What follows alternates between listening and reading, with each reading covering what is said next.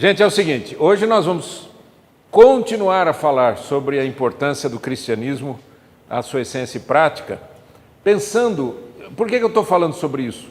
Nós já fizemos uma mensagem sobre isso, você pode encontrar no canal do YouTube, e do Palavra de Homem Brasil, né? Lembra, o canal nosso é Palavra de Homem Brasil. Mas eu quero continuar falando porque são princípios muito importantes. Sabe qual que é o nosso grande problema? O nosso grande problema é que a gente faz muita coisa por tradição, por costume, mas a gente não para pensar o que a gente está fazendo. E vale muito a pena a gente pensar no que a gente está fazendo. E pensar principalmente no que a gente acredita. Existem pessoas que dizem, eu não creio em Deus. Liberdade de cada um. Mas você conversa com a pessoa não tem um argumento para isso. Ou a pessoa diz, não, eu nem creio nem descreio. Eu não tenho nem certeza de um lado nem do outro. E aí você começa a conversar com a pessoa, também não tem argumento. E o que eu estou dando para vocês é um pouquinho mais de fundamento a respeito do cristianismo. Eu acho que vale muito a pena e vai ser muito legal. Vamos lá?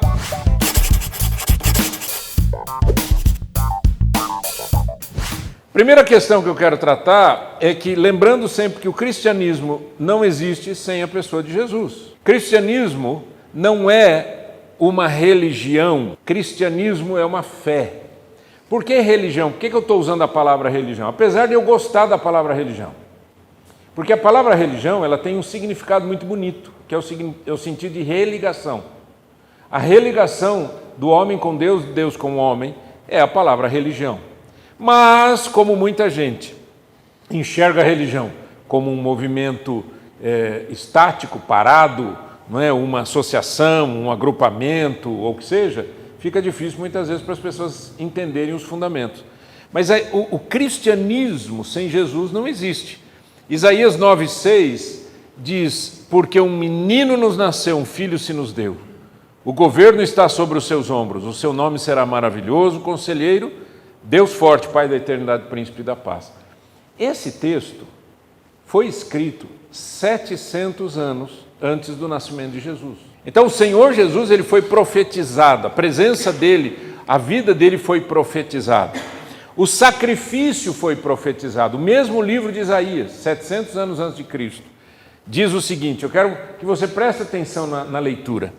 Certamente ele tomou sobre si as nossas enfermidades, e as nossas dores levou sobre si, e nós o reputávamos por aflito, ferido de Deus e oprimido. Mas ele foi traspassado pelas nossas transgressões e moído pelas nossas iniquidades. O castigo que nos traz a paz estava sobre ele, e pelas suas pisaduras fomos sarados. Todos nós andávamos desgarrados como ovelhas, cada um se desviava pelo caminho, mas o Senhor fez cair sobre ele a iniquidade de nós todos. Ele foi oprimido e humilhado, mas não abriu a boca. Como cordeiro foi levado ao matadouro, e como ovelha muda perante os seus tosqueadores, ele não abriu a boca. Você imagina que esse é um texto de 700 anos antes de Jesus aparecer. Eu vou dizer para você o que é 700 anos. O Brasil tem quantos? É bastante tempo, né? Então é muito tempo. Mas a profecia que a gente encontra no Antigo Testamento, o livro de Hebreus fala uma coisa muito bonita. Diz que a lei é a sombra do que haveria de vir. Pensa na sombra. Se a luz estiver atrás de mim, aonde que vai estar a sombra? Na minha frente. O Antigo Testamento é a sombra. Ele veio primeiro e depois vem Jesus e cumpre tudo aquilo que foi profetizado. Quando você lê a Bíblia, existe um período chamado período interbíblico ou período intertestamentário, que é o período entre Malaquias e Mateus. É o período do Antigo Testamento para o Novo Testamento. Quando você pega uma Bíblia ela é dividida em duas partes, o Antigo Testamento e o Novo Testamento. Do Antigo Testamento, do último livro do Antigo Testamento para o começo do Novo Testamento, tem 300 a 400 anos de diferença. Olha quanto tempo, bastante tempo. Lembra de novo do Brasil, né? 500 anos, né? Nesse período interbíblico, houve um período meio que de sequidão espiritual. Até Malaquias você vê profetas, você vê Deus falando com o povo, orientando as pessoas, etc. No período chamado período interbíblico tem uma sequidão. Então você imagina o povo, como é que ele ficou? Com vontade de que Deus se manifestasse, aparecesse. E quem vem, quem aparece primeiro? João Batista, né? Lembra de João Batista? E João Batista ele vai então falar de Jesus que estava chegando. Então esse período é um período interessante. Em termos de desenvolvimentos culturais e religiosos, houve uma helenização muito forte. Helenizar é trazer a língua grega e a sua cultura para o povo. A influência grega afetou a língua. O chamado grego koiné, ou a língua, é um grego mais simples, é o grego que foi escrito no Novo Testamento. Então, quando a gente estuda hoje o grego do Novo Testamento, é o grego koiné, um grego simples, né? Mas houve uma grande influência na cultura, na filosofia, na religião, e isso acabou criando tensão entre os judeus tradicionalistas e aqueles que adotaram costumes helenistas. Então você imagina, para o judeu, gente, para o judeu tradicional, etc., para ele, Deus fala com ele em hebraico. Quando é que começou essa helenização? Alexandre o Grande. Depois de Alexandre o Grande, quando ele morreu, você tem generais, lembra? Seleucidas, não sei o quê, uma turma, uma época difícil, muitos generais, brigando para que eles ficassem no lugar, para tivessem o poder, né? Mas aquele momento foi um momento muito interessante. Agora, olha que interessante. Com a helenização, com o grego chegando, praticamente o Império Romano falava grego. E isso foi fundamental para o início no cristianismo para espalhar a mensagem. Não é incrível isso? Ou vocês não acham? Eu acho. Sabe por que eu acho? Eu vou dizer uma coisa para você. Se você sair daqui e for para a Argentina, aqui pertinho, por mais que a gente diga que a gente entende espanhol, vai faltar vocabulário, vai faltar compreensão da língua, etc. É uma outra língua. Ok? Agora você imagina se toda a América do Sul falasse português.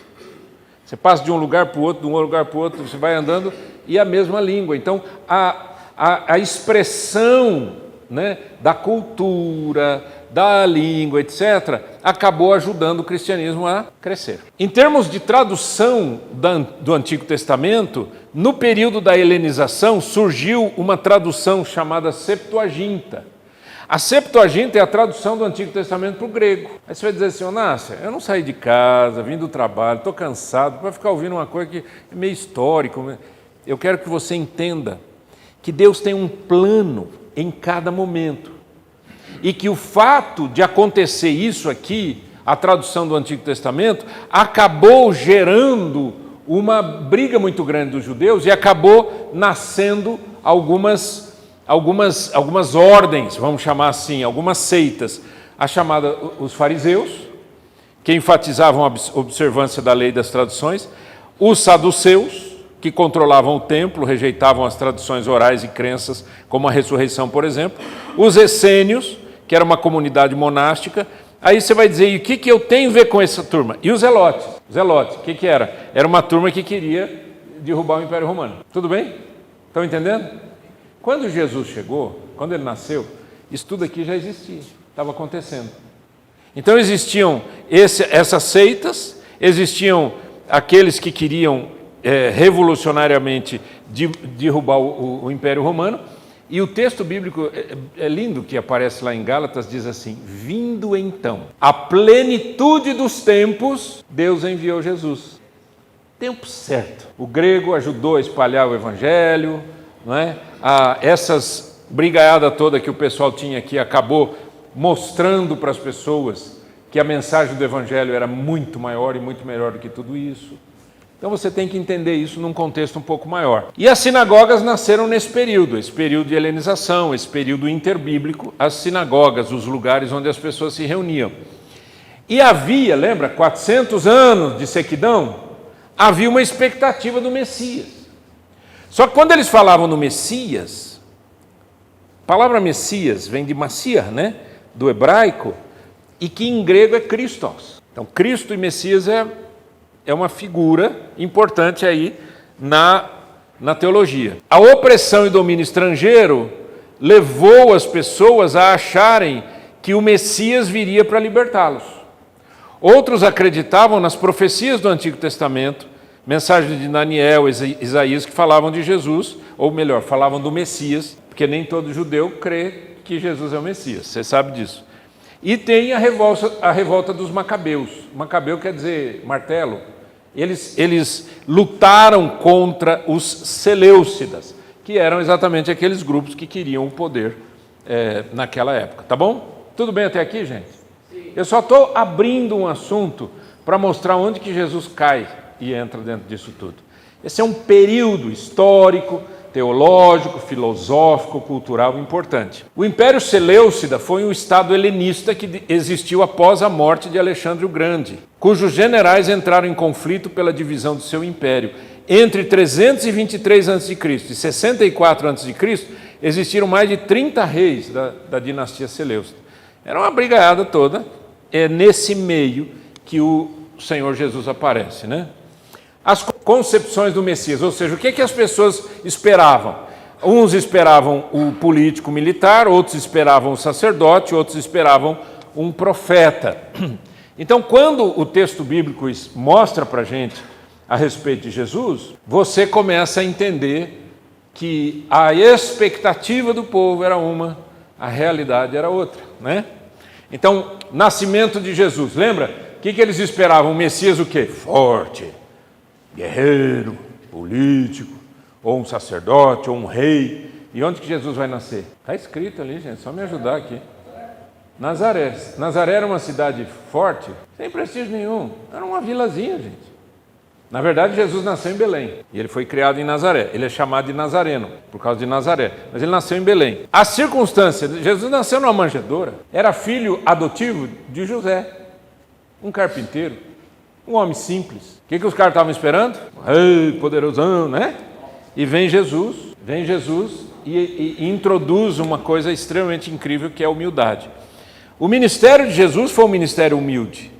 Por exemplo, Jesus ensinou que o maior mandamento é amar a Deus e o segundo mandamento é amar o próximo. Ó, gente, se a gente só fizesse isso, a vida seria diferente. Jesus disse: amarás o Senhor teu Deus de todo o teu coração, com toda a tua alma, com todas as tuas forças, com todo o teu entendimento. E o segundo mandamento semelhante a este: amarás o teu próximo como a ti mesmo. Se a gente amasse as pessoas, não tinha guerra, não tinha briga, não tinha divórcio, não tinha ódio entre irmãos. A pessoa chegou para mim e falou: sabe, tem uma empresa aí e tal, que os donos são 2 irmãos e um não olha para a cara do outro, porque quando um ficou doente, o outro falsificou a assinatura para ficar com a empresa. Gente boa, né? Imagina a situação. Agora, Jesus vem e diz: ame a Deus e ame ao próximo. O mundo seria diferente, vocês concordam ou não? Com certeza. O sacrifício de Jesus foi em humildade. Você lembra daquela profecia de Isaías? Ele descreve o chamado servo sofredor, rejeitado, desprezado. Ele foi rejeitado pelos líderes religiosos. Lembra dos líderes? Fariseus, saduceus, essênios, zelotes. Ele foi rejeitado pelas seitas, mas foi abraçado por aqueles que foram tocados pela vida dele. Jesus fez diferença na sua vida, em algum dia? E por que ele fez essa diferença? Porque de alguma maneira você abriu o teu coração, você se humilhou, você não levantou o nariz com soberba, ou você não disse: eu já tenho a minha religião. Como se isso resolvesse a vida. Grandes guerras nasceram dentro de igrejas e continuam. Guerras por causa de religião. Eu não estou falando só do cristianismo. Então a grande questão é a seguinte: bom, se Jesus fez tudo isso e com toda essa humildade, ele ainda continua a movimentar milhões de pessoas ao redor do mundo, como é que eu sigo a ele? Primeira coisa, eu tenho que entender que o acesso a Deus é através de Jesus. Esse texto aqui, João 14,6 diz o quê? Disse Jesus: eu sou o caminho e a verdade e a vida, e ninguém vem ao Pai senão por mim. Jesus é o mediador. Jesus é aquele que me liga a Deus, me liga ao Pai. Jesus é Deus encarnado, mas é por causa do sacrifício de Jesus que eu tenho possibilidade de falar com Deus. Senão, não vai. Você já experimentou falar para uma pessoa: ô fulano, Deus te abençoe? Já viu? É muito comum as pessoas, nós brasileiros falamos muito isso, né? Eu falei de segunda-feira passada, mas quando você diz assim, que Jesus Cristo te abençoe, a pessoa diz: desculpa aí, eu não discuto religião, né? Por quê? Porque as pessoas querem Deus sem o Filho dele, sem Jesus. Só que Jesus disse que não tem como chegar a Deus se não for através de Jesus. E aí como é que fica? É a sua palavra contra a dele? Outra coisa que ele ensina é que a nova aliança, o relacionamento com Deus, é através da fé e não das obras. Nós, como bons brasileiros, fomos crescemos numa cultura de meritocracia espiritual. Tem meritocracia no trabalho, né? Tudo bem, você trabalhou, você ganha, você trabalhou, você cresce, mas essa meritocracia espiritual não existe. Pastor, o que é isso? Meritocracia espiritual é quando você acha que porque você vive uma vida assim ou assado, Deus tem que te abençoar. Ou porque você faz algumas coisas. Não, agora é esse período do ano, é importante, período de penitência. Não é isso? A quarta-feira de cinza é isso. O cara rala no carnaval, faz tudo que não presta, se arrebenta e arrebenta os outros. Quarta-feira é o maior santo. Quarta-feira, cara, eu cresci numa família muito idólatra, que eu não podia sequer assobiar na quarta-feira. Até terça-feira era samba, mas na quarta-feira não podia nem assobiar em casa. Essa é a chamada meritocracia espiritual, ou seja, as pessoas têm que entender que o relacionamento com Deus é baseado no que Deus me dá, graça, e não as obras. O apóstolo Paulo fala isso em Efésios 2, ele diz que nós não fomos salvos pelas obras, mas pela fé. Fé é a mão que recebe, graça é a mão que dá. Graça é Deus distribuindo amor. E fé é você dizendo, eu quero para mim, eu recebo. Acho que não tem uma coisa pior no mundo do que alguém te dar um presente e você não receber, né? Imagina uma pessoa chegar e falar, olha, eu queria te dar uma caneta, viu, Aristo? Essa caneta aqui foi do meu pai e tal. Ela não escreve mais não, mas ela tem um valor muito importante para mim, eu queria que você guardasse. Aí o Zé Aristo olha para mim e fala assim, ô Nasa, para com isso, ela não escreve, eu não quero. Como é que eu vou me sentir? Feliz? Eu estou te dando um presente que para mim tem um significado incrível e você não recebe. Deus enviou o Filho dele para morrer na cruz no seu lugar. E você tem a pachorra, você tem a coragem, a ousadia de olhar para Deus e falar, não quero, eu tenho a minha religião dos meus pais, dos meus avós. Pensa nisso. Então seguir a Cristo tem a ver com aquilo que Ele informou para a gente. Jesus ensinou que é preciso nascer de novo. O que é nascer de novo?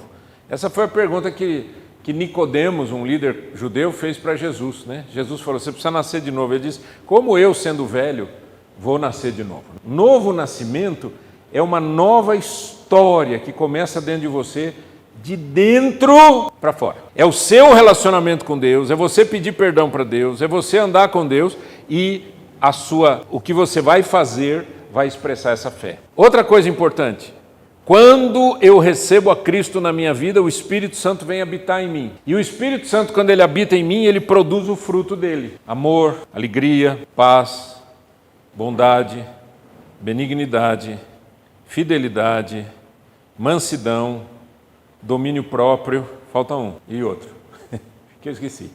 São 9, de novo, amor, alegria, paz, bondade, benignidade, fidelidade, mansidão, domínio próprio e longanimidade, paciência. 9, longanimidade. O Espírito Santo faz isso na gente. Eu acabei de vir de um treinamento que eu dei numa empresa agora, 4 horas de treinamento. Sabe o que eu mais falei? Sobre coisas óbvias. E sabe por que eu tenho que falar sobre coisas óbvias? Os caras me pagam para eu falar de coisa óbvia?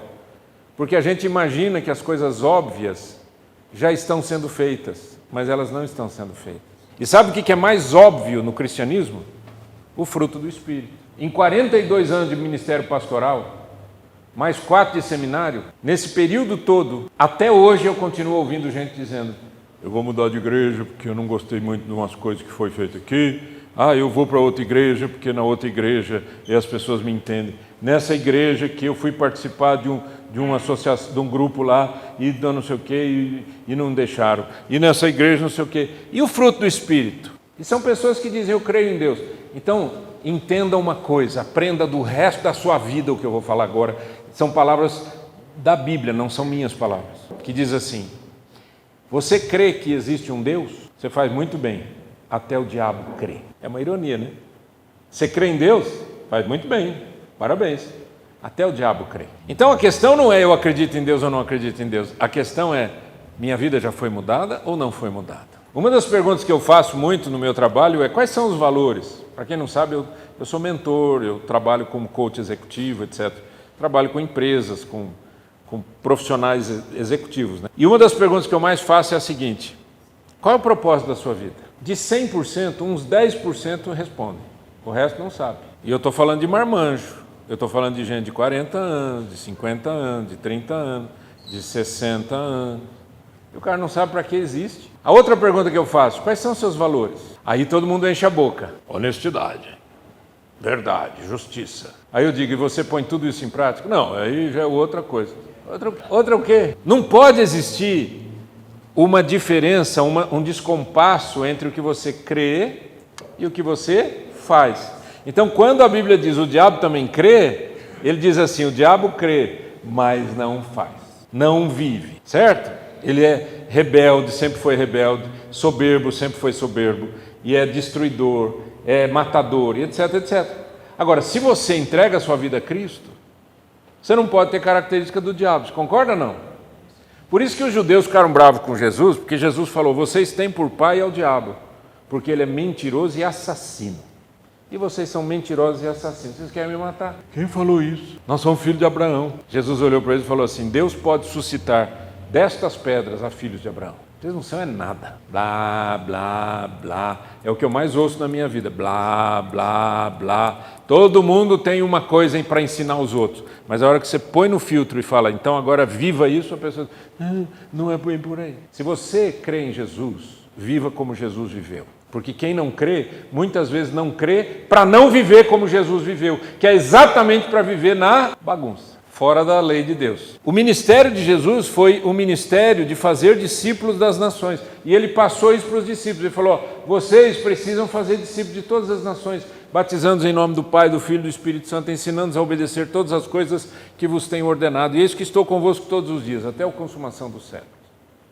Palavra de Jesus, fazer discípulo. Agora deixa eu falar uma coisa para você, o que é fazer discípulo? Fazer discípulo é o que os pais deviam fazer com os filhos. Não que os filhos venham a ser cópia da gente, mas que os filhos aprendessem conosco a viver uma vida coerente, bonita, fiel, leal. É isso. Antigamente, gente, não tinha faculdade, essas coisas. Sabe o que o pessoal fazia? Sabe como que as pessoas aprendiam a profissão? Como? Fala para mim. Um ensinando para o outro. Como é que o sapateiro aprendia a fazer sapato? Aprendendo com outro sapateiro. Como é que o eletricista aprendia? Aprendendo com outro. Como é que o pedreiro? Com outro. Aprendendo, sempre alguém aprendendo com outro. E o que a Bíblia ensina para a gente é que a gente tem que fazer isso com os princípios de Deus. Jesus disse, o Filho do Homem não veio para ser servido, mas para servir. Está aqui outra coisa que as pessoas não vivem. Não vivem, não é? Pensa. Pensa quão distante está o discurso da vida. No discurso, todo mundo é lindo e maravilhoso. Na vida, nem sempre é assim, né? Então, seguir a Jesus tem implicações.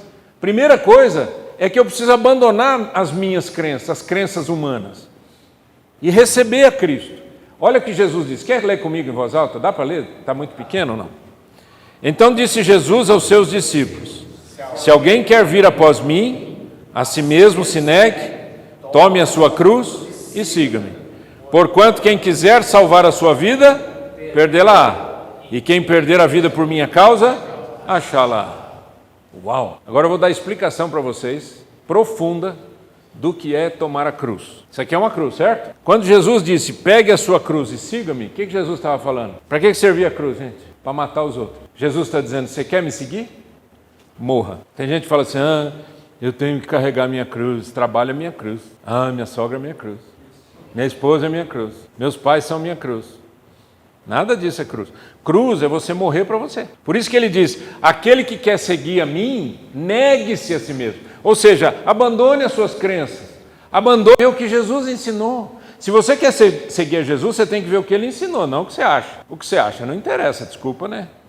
Mas não interessa. E aí, o que é que o Senhor está esperando que a gente faça? Que a gente tome decisões. Diz ali, João 1, 12 e 13, mas a todos quantos o receberam, deu-lhes o poder de serem feitos filhos de Deus, a saber os que creem no seu nome, os quais não nasceram do sangue, nem da vontade da carne, nem da vontade do homem, mas de Deus.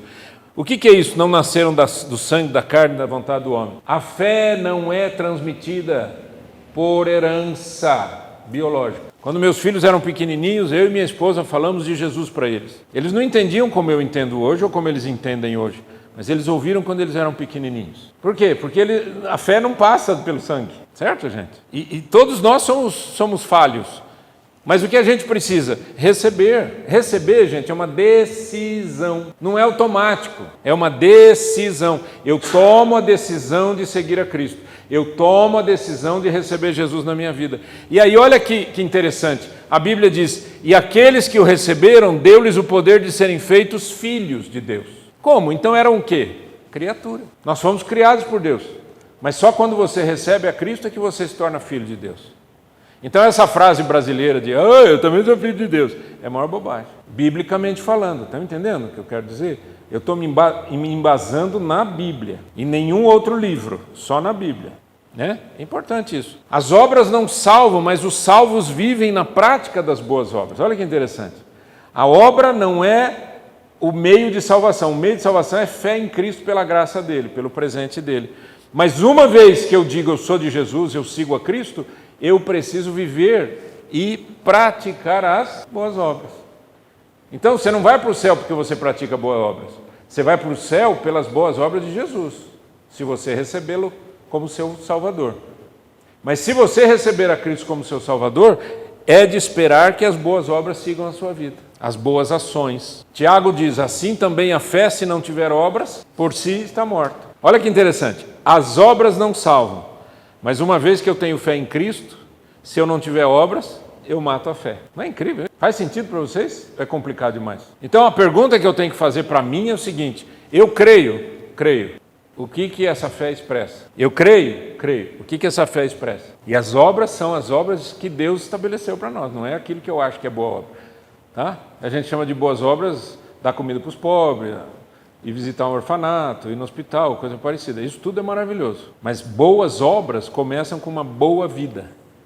E boa vida que eu estou falando não é um bom vivan, mas é a boa vida que expressa o amor de Deus para as pessoas. Então a coisa mais linda do mundo é o Luciano se levantar e falar para os seus amigos, vocês estão nas minhas orações. Quanto custa isso, gente? Você tem um amigo que ora por você, quanto custa isso? Fala para mim. Somos amigos, brincamos, fazemos, comemos, participamos de festa, tudo certo. Mas eu estou orando por você, pela sua vida. E você não pense não, você não veio aqui porque você quis vir, você veio porque Deus te ama, e porque Deus te atraiu, e porque algum amigo orou por você. Você nem sabe quem é. As obras são desenhadas por Deus. Ele diz, pois somos feitura dele, criados em Cristo Jesus para as boas obras, as quais Deus preparou de antemão para que andássemos nelas. As obras de Deus, é a vontade de Deus, e eu preciso viver isso. E essas obras revelam uma transformação. Olha essa palavra de Jesus, que coisa incrível. Produzir, pois, frutos dignos de arrependimento. Frutos dignos de arrependimento. E não comeceis a dizer a vós mesmos, temos por pai Abraão, porque eu vos afirmo que destas pedras Deus pode suscitar filhos a Abraão. Falei sobre isso, né? Em outras palavras, se você diz assim, eu amo a Cristo, eu sigo a Cristo, o que é que se espera que aconteça no seu dia a dia? As obras de Cristo. O que ele ensinou, como ele fazia, o que ele ensinou para a gente. E se não acontecer? Você está negando a sua fé. Porque aí você está dizendo, eu acredito, mas não vivo o que eu acredito. É a mesma coisa que você falar para o cara, que valor que você acredita? Eu acredito na honestidade. Esse é o que eu mais ouço, né? Não, honestidade para mim é acima de tudo. E tem gente que fala assim, e já emenda e fala assim para mim, mas sabe, infelizmente não é sempre que eu posso ser honesto. Então, o que você está vivendo? Você está brigando com você mesmo? Você acredita numa coisa e você é inimigo de si mesmo, né? Então, qual é o grande desafio? Esse é um texto que eu vou terminar com ele, gente. Pode ler comigo, por favor? Estou crucificado com Cristo. Logo, já não sou eu quem vive, mas Cristo vive em mim. E esse viver que agora tenho na carne, vivo pela fé no Filho de Deus, que me amou e a si mesmo se entregou por mim. Olha que Paulo falou, eu estou crucificado com Cristo. Lembra da cruz, carregar a cruz? Eu estou crucificado com Cristo. Vivo, não mais eu, Cristo vive em mim. Isso é que é seguir a Jesus. Cristo vive em mim. Mas e esse viver que eu vivo? Eu vivo pela fé, totalmente pela fé. Não é pela minha força, não é pelos meus valores, é por causa de Jesus, por aquilo que Ele fez por mim e aquilo que Ele deu para mim, que foi a sua vida. Isso é cristianismo. O resto é associação, grupo, empresa, departamento, seja lá o que for, que você quiser chamar. Cristianismo é seguir a Cristo. E eu vou fazer isso todo dia, toda hora, todo instante, em todo momento. Em 1995, eu fui num congresso na Coreia do Sul. Nós sendo menos já faz tempo. Eu fui num congresso lá na Coreia do Sul. E quando eu estou voltando, lá na Coreia do Sul, eu estou um dia com os amigos e nós fomos andar pela cidade, conhecer Seul. Conhecer Seul é modo de falar, né? É muito grande, mas alguns lugarzinhos. E tinha um lugarzinho assim, um tipo desses quiosques fora do shopping, sabe? Assim numa calçada. E a gente estava ali conversando, quanto que é isso? Tentando comunicar, falando inglês. O meu inglês era muito pequeno, e lá na Coreia não é todo mundo que fala inglês, e aquela briga, né? Que você tenta falar, você tenta entender, aquela luta toda. E aí eu estava falando e tal, e uma moça falava um pouco mais de inglês, ela falou assim, ela começou a falar e começou a dar uma cantada em mim. Aí eu falei assim, sou casado. Ela falou, e daí? Coreia do Sul, você sabe quanto tempo? Só o fuso horário são 12 horas. Imagina a distância. E aí, mexeu com a sua masculinidade, o que você faz? Tem ninguém vendo. Do outro lado do mundo. Enquanto eu estava andando na cidade, a turma no Brasil estava dormindo. O que você faz? Eu disse, não, eu sou cristão. Sou pastor, não vou trair minha mulher. Virei as costas e fui embora. Uma outra vez eu fui para Nova York. Estou voltando de Nova York, sentei de um lado de um cara que já estava mamado. Sabe aquele cara que bebe bebe no aeroporto? Eu acho que tem medo de viajar, né? Ele já começa a beber. Então ele já está meio trançando as pernas e a língua. Aí ele olhou e falou assim, você está aqui faz tempo? Eu falei, faz 30 dias. Eu fui para um curso. 30 dias. Ele falou assim, não, eu vim aqui fazer um negócio, só 48 horas, eu cheguei, já estou indo embora e tal. Dá vontade de falar, parabéns, né? Interessa. Aí ele olhou para mim e falou assim, puxa, 30 dias? E as mulheres? Eu olhei para ele e falei, eu sou fiel à minha esposa. Não sei porque ele não quis mais conversar comigo. Acabou a conversa, não tinha mais assunto. Você é cristão de verdade? É? Deixa eu ver como você vive. E eu não fiz isso porque eu sou pastor, eu fiz isso porque eu sou cristão, porque eu sigo a Cristo. E o fruto do Espírito, um pedacinho do fruto do Espírito chama-se fidelidade. Comprei um carro anos atrás, 0 quilômetro. Financiei lá, sei lá o que eu fiz, faz tempo. Quando eu fui pegar o carro, o vendedor me chamou no canto e falou, eu estou perdido. Eu falei, o que houve? Ele falou, eu fiz um preço para você que estava errado. E eu falei, e agora? Ele falou, então, mas já faturei o carro. E eu talvez seja mandado embora, alguma coisa. Eu falei, não, o que você combinou comigo? Tanto. Eu falei, então, está fechado. Quanto que tem que pôr mais? Tem que pôr mais tanto. Eu falei, tá bom. Nossa, Nácia, como você é tonto. Deixa o cara embora, o problema foi dele, não foi seu. Mas não foi o que meu pai me ensinou. E meu pai era cristão. Não foi o que ele me ensinou. O dia que eu cheguei na minha casa, feliz da vida, que eu tinha ido na pastelaria e comido pastel e bebido um caldo de cana, e voltei para casa feliz da vida porque eu não tinha pago. E meu pai falou, você volte agora e vai pagar. E vai entregar o dinheiro na mão do dono. Foi isso que eu aprendi como um cristão. E foi isso que eu fiz. Mas, Nácia, você perdeu dinheiro. Eu não perdi. Eu não perdi porque o Deus que eu sirvo, Ele me ensinou que se eu obedecê-lo, Ele cuida de mim. Entende o que eu estou dizendo? Eu não sou perfeito, gente. Mas eu tenho que ser coerente. Ou eu creio e vivo Jesus, ou eu não creio. Dizer que eu creio, mas não viver como ele viveu, é uma mentira, é muito pior. Eu vou ficar doente. Porque não tem coisa pior do que você acreditar numa coisa e viver outra. Você tem uma dissociação mental e espiritual terrível. Você fica doente. Ah, Nácia, então Jesus não é para mim. Verdade? Você vai fazer igual Judas, por algumas moedas você troca a verdade? Você vai vender o seu destino final? E quando você morrer? Quando apagar a luz? O que você acha que vai acontecer?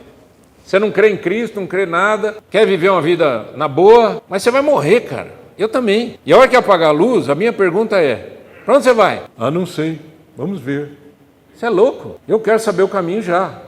E o caminho é Cristo. Jesus disse, eu sou o caminho e a verdade e a vida. Não é incrível você poder ter vida aqui e lá? Você vai jogar isso fora? Você vai jogar isso fora por conta de meia dúzia de crença que você tem na sua cabeça, que você obteve não sabe de onde. Entende o que eu estou falando? Cristianismo não é uma filosofia. Ser cristão é seguir a Jesus. Vamos ficar em pé? Eterno Deus, em nome de Jesus, cada homem que está aqui é uma pessoa especial para o Senhor. E o meu pedido sincero, na tua presença e na presença de todos é, Senhor, fala com cada um, converte o coração de quem precisa ser convertido. santifica o coração daqueles que um dia já se decidiram e ajuda-nos a viver como o Senhor quer que a gente viva. Em nome de Jesus. Amém. Amém.